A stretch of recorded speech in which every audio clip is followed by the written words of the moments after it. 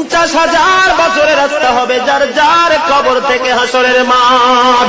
ফুলচেরাতে পুল হবে 30,000 বছরের রাস্তা। আমার উম্মত গুলো কিভাবে রে পায়ে হেঁটে তারা অতিক্রম করবে? বন্ধু নবী এমনি এমনি কাঁদেনি রে, নবী জানিয়ে দিয়েছে কাল কিয়ামতের ময়দানে উম্মত গুলো খালি পায়ে থাকবে, মাটি তো তামা থাকবে।